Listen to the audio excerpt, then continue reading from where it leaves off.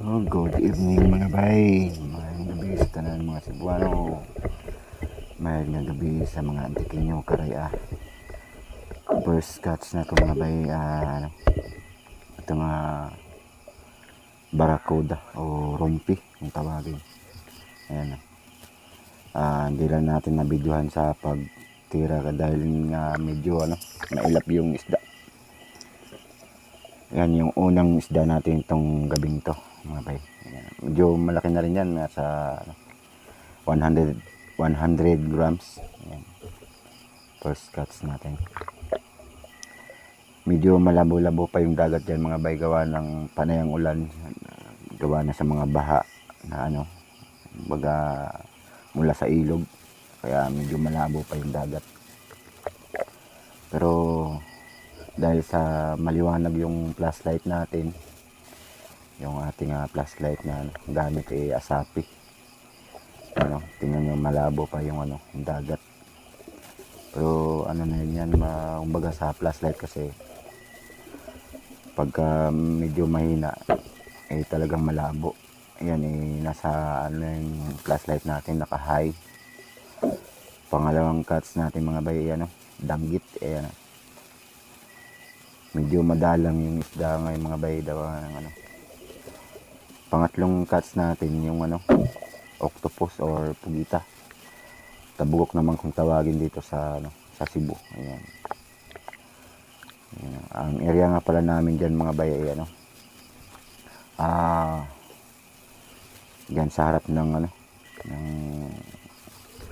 Pier ng Carmen. Ayan. Malaki na rin yan mga bay, kulang-kulang 1 kilo yan. Unang pugita natin yan mga bay. Bali 5 piraso lahat ng nakuha kong pugita dyan. 3 malalaki at saka 2 maliliit. Ay mga kasama ko nga pala dyan si Kabay Nilo at si si Kabal Mix Adventure at si Pari Oker. Kaso lang nasa kabilang dulo sila. Nagkahiwa-hiwalay kami kasi pag nagsabay kami parehas kaming, halimbawa pag walang huli yung isa, parehas kaming 3 walang huli, gawa ng magkasabay kami. So humiwalay ako sa kanila, silang 2 magkasama doon sa kabilang dulo, kumbaga sa lubong kami.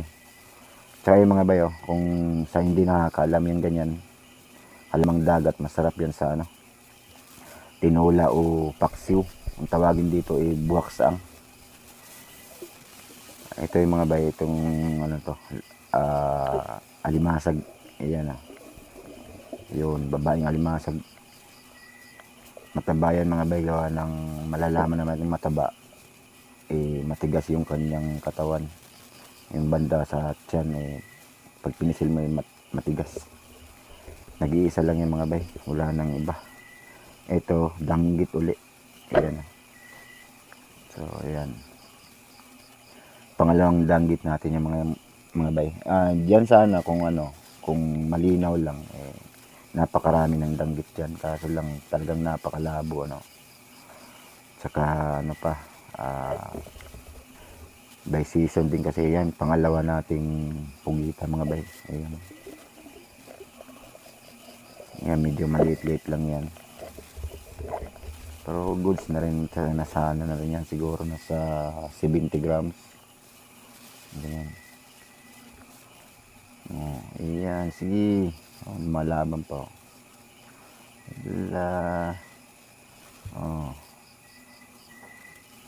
Tiwas ang pangag niya upaw diha.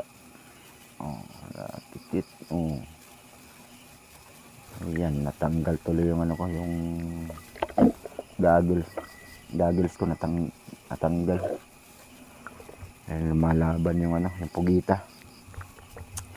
So yun ay pangalawang pugita natin mga bay. Ayan, wala na siya. Malaki na rin yan, pangalawang pugita natin. Di ko lang alam sila Kabal Mix Adventure kung marami ba silang huli, kasi hindi na kami nagpang-abot dun sa tabi. Nauna na silang umuwi sa akin kasi nga malakas ang ulan. At yung mga bay, ano natin yan, pang 3 yata. Ayan. Nagsilabasan na sila mga bay, gawa ng high tide na. Yung ano, pag high tide na kasi, mas active na yung mga ano, yung mga pugita, yung ganyan tabugok. Ayun, yung tubig dyan, nasa hanggang bewang ko lang yan. Kaso lang nakalublob ako niyan, kaya parang malalim, pero nasa baywang lang yung mga bay. Ayan. Ganyan paraan ng pagpatay ng pugita kasi mga bay. Kasi pag hindi mo pinatayan, lalayas yan sa ano, bangka-bangka natin. Ayan. At saka marami ring ano, yung insekto. Yung ganyan maliliit. Ngayon, delikado pagka wala kang ano sa tainga. Kumbaga wala kang sapin. Ba pwedeng pumasok yung mga yan. Dahil malilikot. Ayan, at pinagbigyan tayo ng Pong May Kapal at ni Senyor Santo Niño, no? Na mabigyan tayo ng biyaya para malibre ang ulam natin na sariwang sariwa. At makapag-share din tayo pagdating natin sa tabi. Ayan, so yan yung mga reserva.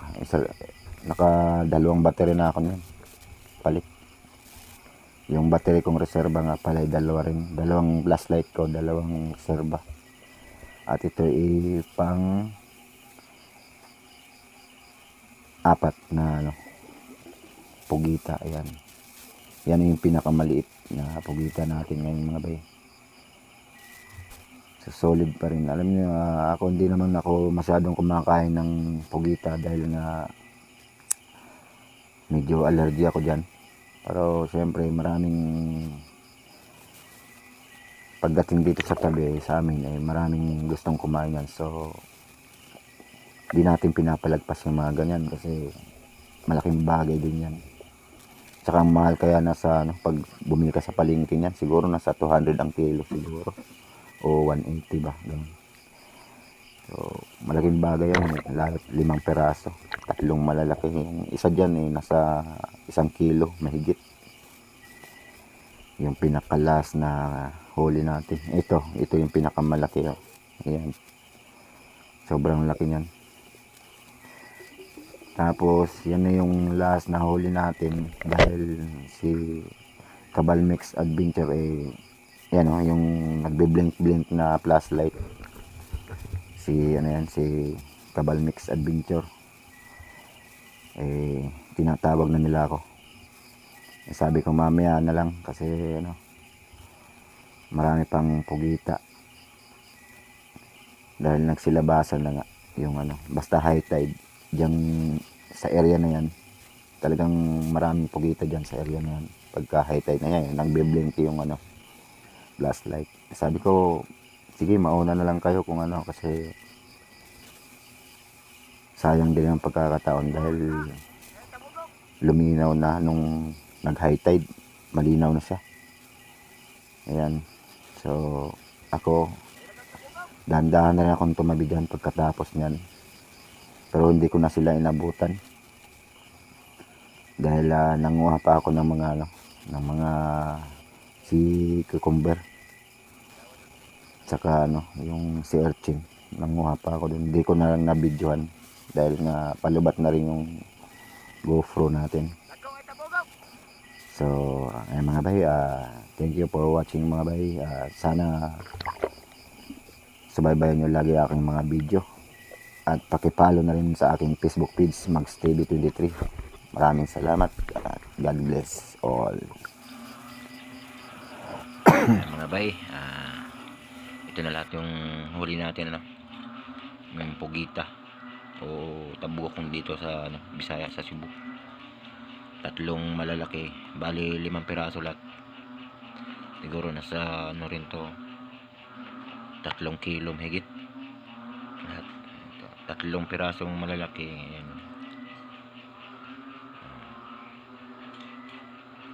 Ito yung pinakamalaki, ano, mga kilohin. Haba.